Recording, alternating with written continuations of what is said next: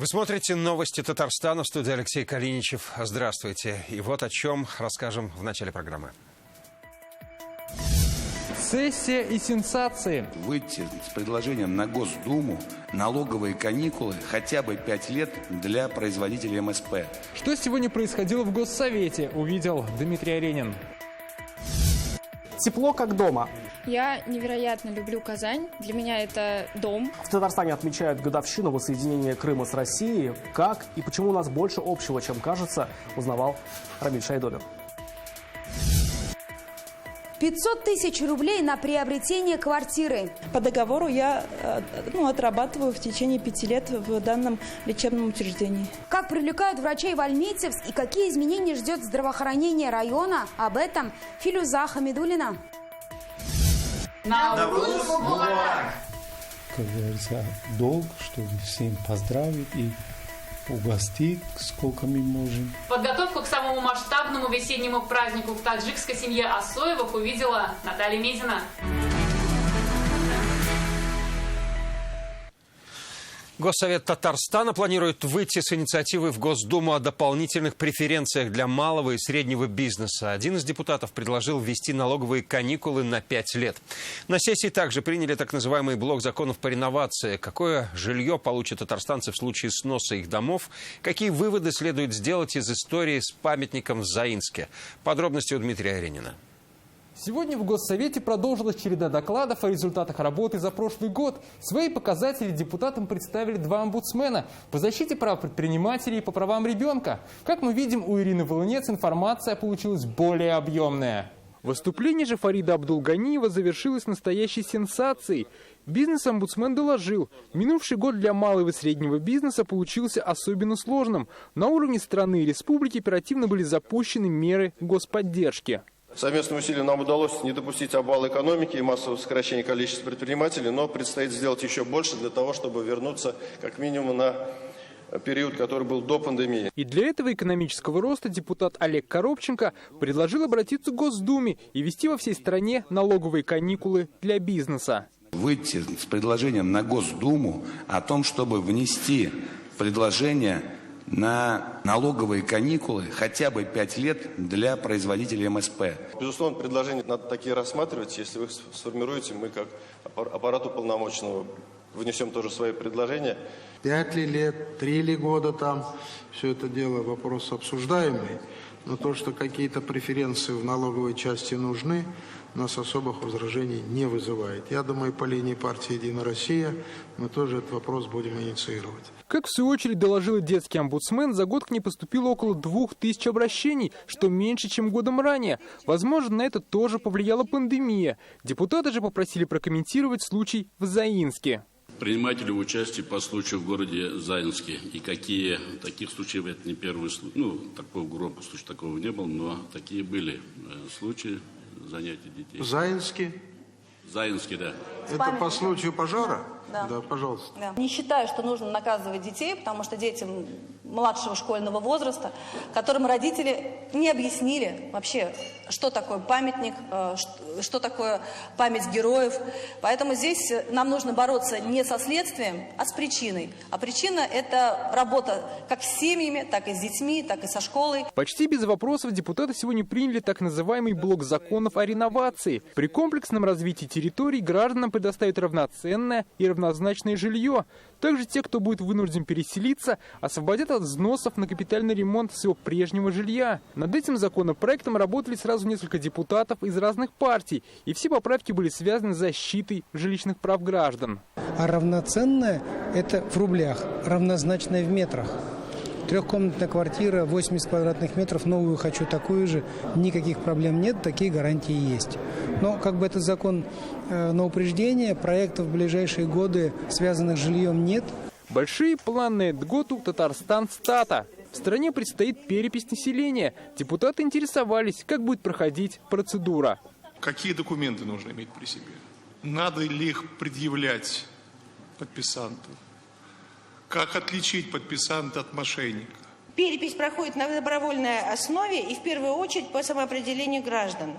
Ни один гражданин не предъявляет нашим переписчикам ни один документ, не подтверждающий ни его личность, ни владение по домохозяйству. При этом переписчиком считается человек, владеющий планшетом, который имеет при себе удостоверение действительно при предъявлении паспорта. Ваша роль предстоящей переписи исключительно важна. Нам надо получить достоверную информацию не только о количестве татар, русских, чувашей, мордвы, марийцев, живущих в Татарстане, их пол, их возраст, другие данные, на базе которого и федеральный центр, и республика будет принимать перспективные вопросы. Обязательно, без ошибок, сведения о себе депутатам предстоит представить уже в ближайшее время. До 1 апреля необходимо подать декларацию о доходах и имуществе. Дмитрий Ирин, Марат Зайдуллин, ТНВ, Казань. Председатель Следственного комитета России Александр Бастрыкин взял на личный контроль расследование дела о поджоге памятника воину-освободителю в Заинске. Глава ведомства также поручил руководству Следственного управления по Татарстану доложить обо всех обстоятельствах дела. А прокуратура Заинска намерена добиться возбуждения уголовного дела против заказчика и подрядчика работ. Ведомство проверило, как соблюдались требования закона при изготовлении и установке памятника. Выяснилось, что исполком города принял работы, не убедившись, что объект отвечает требованиям пожарной безопасности. При создании памятника использовали горючие материалы, не отвечающие техзаданию, сообщает прокуратура республики. Собранные материалы прокуратура направила в следственные органы для решения вопроса об уголовном преследовании заказчика и исполнителя работ по установке памятника. Это бывший руководитель исполнительного комитета города Заинска, в действиях которого усматриваются признаки халатности, и предприниматель. В его действиях, по мнению надзорного ведомства, содержатся признаки двух уголовно наказуемых деяний – мошенничество и выполнение работ, не отвечающих требованиям безопасности. Сегодня 7 лет со дня воссоединения Крыма с Россией. В честь годовщины в Доме дружбы народов Татарстана сегодня проходят уроки дружбы и согласия. А студенты республики вместе со сверстниками с полуострова готовят традиционные крымские блюда. Начнем приготовление теста, для этого нам понадобится мука. Повар показывает, студенты выполняют. Так, сегодня в Казанском инновационном университете готовят национальное крымское блюдо янтык. Добавляют различные изыски. В итоге должна получиться пресная лепешка, в которую завернута начинка. Можно добавить разные начинки в янтык. Сырные, творожные. Мы сегодня добавляли мясную начинку. Шаг за шагом весь процесс приготовления показывает повар из Крыма. Так, сегодня в институте отмечают годовщину крымской весны. Даже одно это блюдо говорит о том, как много у нас общего. Посмотрите, с виду этот янтык похож на татарские костыбы, а внутри на привычный чебурек. Вот эту идею как раз подали крымские студенты, потому что когда они всегда знают, что 18 марта мы проводим какие-то мероприятия. Почему бы в этом году не провести мероприятие, которое как раз вот связано с кулинарными традициями? Это национальный костюм крымской девушки-татарки, которые носили около 100-200 лет назад. Одна из таких студенток из Крыма – Валерия Юсупова. Ее папа из Татарстана, но родилась девушка в Феодосии, уже несколько лет живет в Казани. Я невероятно люблю Казань. Для меня это дом. Сейчас я конкретно могу его назвать домом. Здесь невероятные люди. Они все добрые и гостеприимные. Так считает не только Валерия. Из Бахчисарая в Казань переехал учиться и студент консерватории Мустафа Алиев. С казанскими татарами у нас общая история все-таки. Немного схожи языки, и поэтому все-таки какое-то единение чувствуется. В Татарстане в годовщину воссоединения традиционно проходят лекции по истории Крыма, открытые уроки для школьников, выставки, чтобы помнить, что у татарстанского и крымского народов больше общего, чем кажется. Смотрите, дороги, один мост что стоит, мировой, будем говорить, мост. И вместе развиваемся. Ихние дети ездят к нам учиться, даже с Татарстаном дружба. Уже 7 лет все это в составе одной большой страны. Рамиль Шайдуллин, Данил Филатов, ТНВ, Казань. Крупнейший в мире перевозчик контейнеров рассматривает возможность стратегического партнерства с Татарстаном. Уже несколько дней делегация датской компании знакомится с предприятиями республики. Сегодня иностранных гостей принимали в агентстве инвестиционного развития. примеряют татарский костюм, пробуют национальные блюда и знакомятся с бытом нашего народа. Так встречают датскую делегацию. Майерск – крупнейший в мире перевозчик контейнеров. В Казани представители компании 4 дня и уже готовы сдать экзамен по истории республики. Выберите лучшее место для инвестирования. Сегодня Татарстан сотрудничает с инвесторами из 79 стран. Самые крупные вливания из Турции. За последние 15 лет $3 миллиарда. Для Турции Татарстан – точка входа на российский рынок. В топ-5 стран инвесторов республики также входят Германия, Франция, Америка, Китай. Сегодня в агентстве инвестиционного развития знакомятся с новым потенциальным партнером. Москва, наш федеральный центр. Это, безусловно, очень хорошее место для инвестиций в России, но это столица, и отсюда мы с вами понимаем, что цены на персонал, на земельные участки, на аренду, на все будут всегда выше, потому что мы регион. Да? И это наше конкурентное преимущество относительно Москвы. Сейчас мы активно развиваем наши наземные перевозки, маршрутные поезда. Мы активно смотрим инвестирование в холодильники, в склады, внутренние терминалы, именно для того, чтобы эту логистику настроить. В России мы пока идем, это первые шаги. Точнее, второй шаг. Первый был сделан в Санкт-Петербурге. Там год назад запущен первый склад на 5000 тонн продукции. Во время пандемии вырос объем интернет-заказов, и сейчас компания будет развивать и наземную логистику. Если мы сегодня с ними сумеем выстроить грамотные взаимоотношения, то они вот эти логистические распределительные центры здесь построят на нашей территории, зайдут сюда с инвестициями, и это будет положительно влиять, условно говоря, на каждого участника, кто сегодня в этой цепи задействован. Мы видим потенциал для того, чтобы Татарстан стал хабом для распределения грузов как по Татарстану, так и по соседним регионам. Поэтому, в принципе, на сегодняшний день очень большой интерес от локальных компаний к тому, чтобы мы помогли здесь в развитии логистики. Делегация уже побывала в крупнейших компаниях Закамья. Сегодня им также представили Агрызский район. Он потенциальный узел ускоренных перевозок. Здесь по железной дороге ежесуточно проходят 15 тысяч вагонов, а по трассе М7 – 300 фур ежечасно.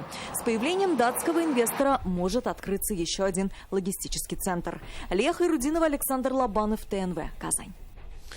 Татарстан вошел в топ-5 регионов России с наименьшим уровнем безработицы. Наша республика заняла 4-е место в рейтинге, уступив Ямало-Ненецкому и Ханты-Мансийскому автономным округам и Санкт-Петербургу. Это следует из исследования РИА Новости, основанного на данных Росстата. В Татарстане уровень безработицы к январю этого года составил 3,3%. При этом в целом по стране уровень безработицы 5,9%. И вот как эти показатели комментируют специалисты на платформе «Экспертный клуб онлайн». Показатель уровня безработицы был и остается одним из ключевых в определении эффективной социально-экономической политики в Республике Татарстан. Возвращение налогов самозанятым, а их в республике около 120 тысяч, кропотливая работа по заключению социальных контрактов. Весь комплекс мер и позволил обеспечить низкий уровень безработицы в республике. Один из факторов низкой безработицы в Республике Татарстан – это чрезвычайно дифференцированная система вовлечения граждан в различные сектора экономики от промышленности и до сельского хозяйства, создание культуры, самозанятости и предпринимательства. Какими цифровыми технологиями пользуются татарстанцы и какие появятся в скором времени? Об этом речь пойдет в первом весеннем выпуске программы «Татарстан Тудэй. Открытый миру» на ТНВ. Ее автор и ведущая Дина Газалиева выяснила, кто главный партнер республики в продвижении цифровых платформ. Что есть в арсенале врачей и педагогов, журналист уточнила у людей, которые принимают главные решения в этой сфере. С профильным министром Дина Газалиева покупала лекарства по интернету, а у Рустама Минниханова поинтересовалась, как Татарстан будет развивать IT-направление. Мы сегодня работаем на платформе Сбера в части оказания услуг для населения. Это мои субсидии. Мы пока вместе отработали 6 типов субсидий, а в целом их 108. А потом уже другие электронные услуги, которые мы оказываем населению, но все это очень сложно, все это надо систематизировать. Активное партнерство Татарстана с внешним миром и умение строить диалог уже принесли республике серьезные инвестиции. В эксклюзивном интервью председатель Сбербанка Герман Греф рассказал об основных направлениях совместной работы. В течение нескольких лет татарстанцы увидят результаты этой работы, когда значительно быстрее, дешевле, удобнее, без потерь времени можно будет реализовать практически все свои потребности. Интересные детали, яркие собеседники в новом сезоне программы «Татарстан Тудэй», открытые миру, уже 20 марта в 19 часов на ТНВ. Кадровый дефицит, модернизация первичного звена и строительство новых медцентров. В Альметьевске прошло расширенное заседание управления здравоохранения. Пандемия была основной, но не главной темой. Несмотря на финансовые возможности, решить проблему кадров в районе не смогли. Укомплектованность врачами составляет 64%. Как изменится оказание медпомощи уже в этом году, расскажет Филюза Хамидуллина. Гульшат Зиаддинова – врач-терапевт центральной больницы. 3 года назад окончила Ижевскую медакадемию, приехала на практику в Альметьевск. Понравилось, решила остаться. Тем более в прошлом году она получила правительственный грант. Грант в количестве 500 тысяч дается на приобретение жилья. В нашем случае это двухкомнатная квартира. И по договору я отрабатываю в течение 5 лет в данном лечебном учреждении. Так, жильем в районе обеспечили 6 специалистов. 4 врача приехали по программе «Земский доктор». 15 молодых медиков – целевики. За год в район привлекли 72 врача, но ушли 66. Кто-то в силу возраста, кто-то по другим причинам. В итоге обеспеченность кадрами удалось сохранить на уровне 64%. Сейчас главная задача – удержать тех, кто приехал. В 2020 году за счет целевых средств Республики Татарстан с Альметьевского муниципального района на обучение по программе специалитета были направлены 15 человек.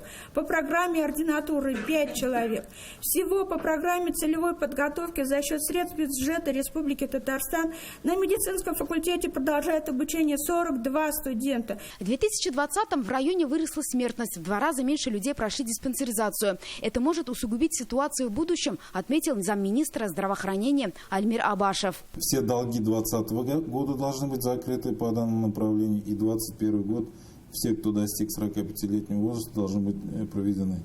Это ляжет в успех, основу успеха по борьбе с запущенными случаями. При этом снизилась смертность от рака, но необходимо усилить профилактическую работу в первичном звене. Масштабная 5-летняя программа по модернизации заработает уже в этом году. Это большое количество мероприятий, в том числе и кадровый состав поликлиник будет усиливаться в силу различных мероприятий. Поэтому альметьевцы, безусловно, почувствуют на себя реализацию этой программы. Уже несколько миллиардов рублей в этом году будет направлено в Татарстан на реализацию данной программы. В планах построить перинатальный центр. В этом году приступят к капремонту районной больницы и начнут возводить новый медцентр. Это будет делаться в связке, поэтому это будет не просто капремонт, это будет полное изменение маршрутизации. То есть мы в итоге должны получить суперсовременный, эффективный комплекс медицинский. Помочь в масштабном строительстве обещали и нефтяники. Филюза Хамидуллина, Эрик Хабибуллин, ТНВ, Альметьевск. Сотрудники ТФНК продолжают прививаться от коронавируса. Уже 90 сотрудников получили 2-й компонент вакцины. Момент совпал с подведением смотра конкурса на лучшее подразделение компании. Температура 36,6, насыщенность крови хоть сейчас в космос. Сегодня ответственный день. Сотрудники ТФНК вакцинируются от коронавируса. После вакцины сразу не уходим, полчаса в коридоре нужно быть. Хорошо. Кто-то уже получает 2-й компонент, кто-то, как Вячеслав Платонов, в прививочном кабинете впервые. Вакцинация, она нужна. Это здоровье мое и сотрудников, безопасных сотрудников, с кем я работаю. Сегодня к нам пришли работники огромной компании ТФНК. Это значит, что руководство этой компании ответственно относится к здоровью своих работников. В Нижнекамскую поликлинику сегодня пришла и кладовщик нефтеперерабатывающего предприятия Наталья Попова. Сейчас 1-й компонент вакцины. Через 3 недели придет за 2-й дозой. Потому что это мое здоровье, у меня 2 детей, семья. То есть я должна думать в первую очередь о них. Потом я работаю в коллективе, коллектив большой. То есть об этом тоже нужно думать и подстраховываться. Второй этап осуществляется через 21 день после первой прививки. О заботе о здоровье говорят и с высоких трибун. Здесь подводят итоги по охране труда. За год в ТАИФ-НК не произошло ни одного несчастного случая. Все это время коллектив тщательно берегут и от коронавируса. На сегодняшний день, значит, более 90 человек вакцинировано уже второй фазой вакцины от коронавируса. Здесь же подводят итоги смотра конкурса по охране труда. Ежегодно на ТАИФ-НК выявляют лучший технологический и вспомогательный цех. За соблюдением работниками всех требований по безопасности в компании следят очень строго. Приятно получать от руководства такие поощрения, благодарности. В основном заслуга это руководители цеха и непосредственно уже самих работников. Лидер этого года – цех номер 3 завода бензинов. Победителям по традиции почетные грамоты и денежные премии. Здоровье и безопасность каждого на рабочем месте – это стабильная работа всего производства. Именно поэтому охрана труда и промышленная безопасность являются одной из приоритетных направлений деятельности АО ТАИФ-НК в целом. Рамиль Шайдуллин, Шот Аюбов, Рамиль Закиев, ТНВ, Нижнекамск. Масштабная цифровизация нефтяной отрасли началась. Волоконно-оптическую линию передач вдоль магистральных нефтепроводов прокладывает Волгокамский филиал «Связь Транснефти». Это более 500 километров трассы. В Лениногорском районе республики продолжается укладка в грунт волоконно-оптического кабеля. Волгокамский филиал строит линию передачи между узлами связи Альметьевск-Башкултаево вдоль нефтепроводов Пермь-Альметьевск, Пермь-Оса. Вот в эксплуатацию линии позволит татарстанским нефтепроводчикам получать более качественную и оперативную информацию в режиме онлайн. Протяженность строящейся линии передач составит более 500 километров. А трасса пройдет по территориям Пермского края, Республик Башкортостан, Татарстан и Удмуртия. На линии будет установлено современное оборудование, благодаря которому сеть станет высокоскоростной, а передача данных бесперебойной. Этот проект позволит организовать широкополосный доступ к услугам различного рода видеонаблюдения, передачи данных, IP-телефонии в том числе, а также организовать подвижную радиосвязь. Сейчас специалисты Волгокамского филиала «Связь Транснефти» работают в Лениногорском районе. До конца года планируют смонтировать в грунт более 30 километров кабеля. Предусмотрены и скрытые переходы через искусственные и естественные преграды, будь то овраги, водоемы или дороги с коммуникациями. Ввод в эксплуатацию данного объекта запланирован на июнь 2022 года. И позволит организовать широкополосные каналы связи в интересах АО «Транснефть Прикамье». После завершения всех работ высокоскоростная сеть объединит более 40 объектов «Транснефть Прикамье». Филюза Хамидуллина, Эрик Хабибуллин, ТНВ, Лениногорский район. К 6-й годовщине трагедии в торговом центре «Адмирал» из колонии Татарстана в СИЗО вернули 3 осужденных по этому делу. Какие ошибки в приговоре усмотрела кассация и кто может получить шанс на полное оправдание? Читайте в интернет-газете «Реальное время». Кто будет помогать участникам специальной Олимпиады 2022? Как обучают волонтеров и кто им может стать? Сегодня шла речь на Республиканском форуме волонтеров. Он прошел в молодежном центре «Волга». Это одно из крупных спортивных международных событий, поэтому подготовка началась за год до соревнований. Что такое специальная Олимпиада и в чем ее особенность? Подробности в материале Юлии Гоголевой. Казань уже не раз принимала участников крупных международных соревнований, но всегда они проходили в теплое время года. Специальная Олимпиада для людей с особенностями интеллектуального развития пройдет зимой, а значит, учитывать организаторам придется и капризы погоды. Попадаем в очень большую зависимость от температурного режима, от осадков, от ветра, да, то есть в каких-то моментах необходимо будут оперативно реагировать на необходимости переноса или в какой-то степени, может быть, отмены соревнований. Соревноваться будут на 5 объектах и в 7 видах спорта: горные лыжи, сноуборд, фигурное катание, шорт-трек, флорбол. Специальный комплекс для лыжного биатлона сейчас строится в поселке Мирный.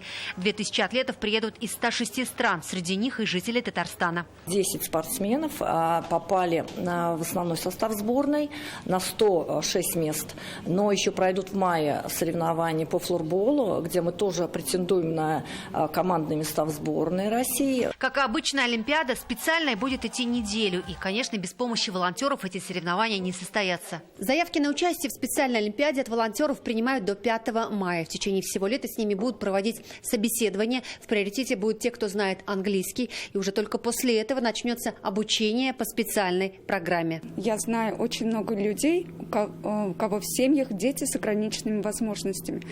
И не всегда есть такие возможности, куда можно привести детей заниматься спортом. И хорошо, что хотят, желают сделать для них добро. Главным символом специальной Олимпиады в Казани стал уже знакомый татарстанцам Зеланд. Правда, предстанет он в необычном розовом цвете. Юлия Гоголева, Вадим Илларионов, ТНВ, Казань. Один из самых древних праздников на земле готовятся встречать тюркские народы. Наурус – праздник весны, дружбы, обновления и равноденствия наступит уже в это воскресенье. Впереди 2 недели народных гуляний, обычаев и богатый праздничный стол. Наш корреспондент Наталья Мезина увидела, как готовится к Наврузу семья Осоевых из Лаишевского района.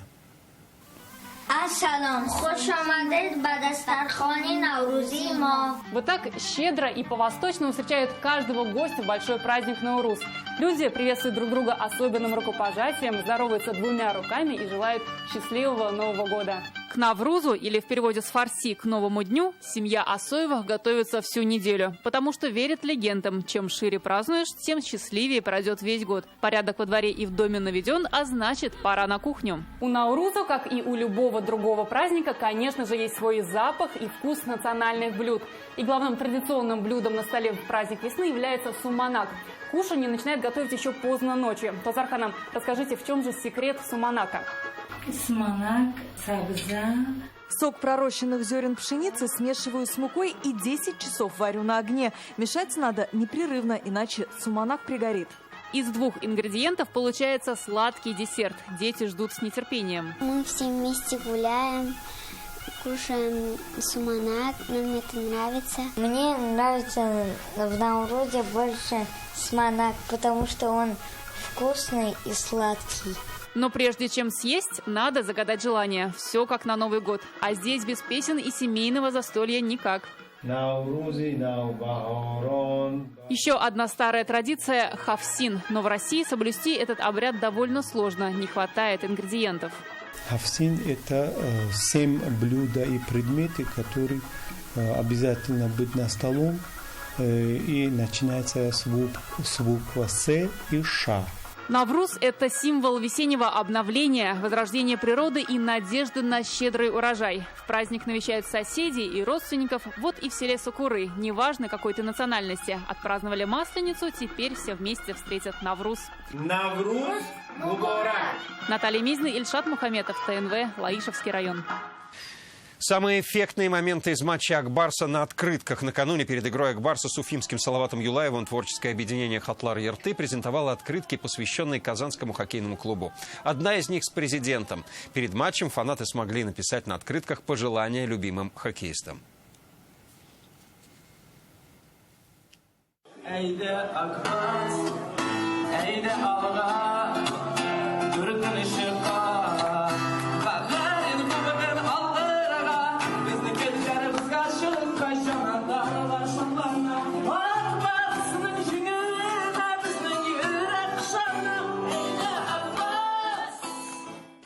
И это все, о чем мы успеваем вам рассказать. Всего вам доброго и до встречи.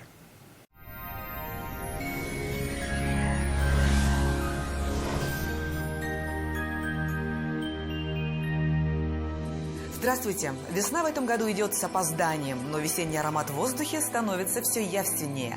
О погоде на 19 марта прямо сейчас. По данным сервиса Яндекс.Погода, на юго-востоке, в Бугульме, Бавлах, Азнакаево облачность сохранится. В первой половине дня местами снег, температура -2. На северо-востоке, в Нижнекамске, Набережных Челнах и Елабуге также не исключены осадки. Днем температура около 0, ночная тоже повысилась, -4. Переменная облачность в Агрызе, Менделеевске, Актаныше. Пройдут небольшие осадки, местами мокрый снег, температура воздуха +1. На северо-западе, в Арске, в Кукмаре, Балтаси без существенных изменений.